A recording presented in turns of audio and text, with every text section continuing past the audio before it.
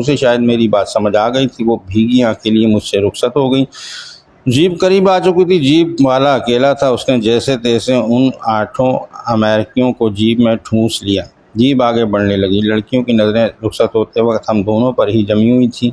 Martha اور جولی کی آنکھوں میں باقاعدہ آنسو جاری ہو گئے تھے۔ جوزف اور سیمسن بھی ہمیں ہی دیکھ رہے تھے۔ جب جیپ کافی آگے نکل گئی تو زوغان جن بھر کے بولا، اچھے لوگ تھے۔ کیا ہوا؟ ٹینا کی یاد آ رہی ہے۔ میں نے زوغان جن کو چھیڑا۔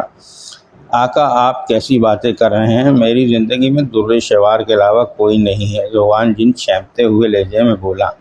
میں تو تمہیں چھیڑ رہا تھا، میں نے ہنستے ہوئے کہا، اور ہم آگے بڑھنے لگے۔ ہم بہت زیادہ تیز رفتاری کے ساتھ آگے بڑھ رہے تھے اور اب ہمیں جنگل ختم ہوتا ہوا نظر آ رہا تھا۔ جنگل ختم ہونے سے پہلے ہمیں ایک اور مصیبت کا سامنا کرنا پڑا۔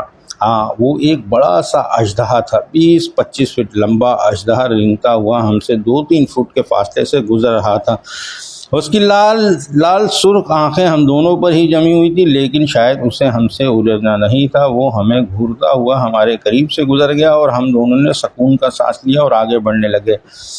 جنگل سے ہم باہر نکل آئے۔ اب ہمارے سامنے پتھریلا میدان تھا، ہمیں یہ میدان بھی پار کرنا تھا۔ زوغان ایک بات تو بتاؤ، میدان میں چلتے ہوئے زوغان جن کی طرف دیکھتے ہوئے بولا، جی آقا، تم نے کہا تھا کہ تم اپنی طاقتیں مجھے دے چکے ہو، لیکن جس طرح تم جنگلیوں اور ریچھ سے لڑے اور تم نے اپنی قوت کا مظاہرہ کیا تو یہ سب کیسے ممکن ہوا؟ تمہارے پاس اتنی قوت کہاں سے آئی؟ آقا، میری بات سن کر زوغان جن بولا، میرے جسم میں اب بھی اتنی قوت ہے کہ میں پریزاد کے علاوہ دوسری مخلوق کا مقابلہ کر سکوں۔ میں صرف پریزاد سے مقابلہ نہیں کر سکتا۔ اچھا یہ بات ہے، میں نے کہا۔ آقا، اب ہم اوکلاموس کے علاقے کے نزدیک پہنچ چکے ہیں۔ یہاں سے آگے پہاڑوں کا سلسلہ شروع ہو جائے گا اور وہی اوکلاموس کا علاقہ ہے۔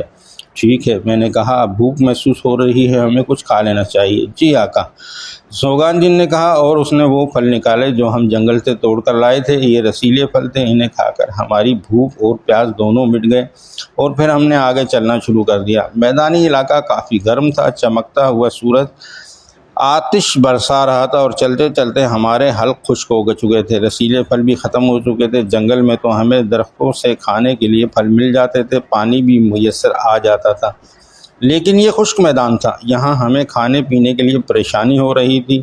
اور پھر ہماری یہ پریشانی بھی دور ہو گئی۔ دور ہمیں ایک آبشار نظر آ رہی تھی، کافی اونچی اور بڑی آبشار تھی۔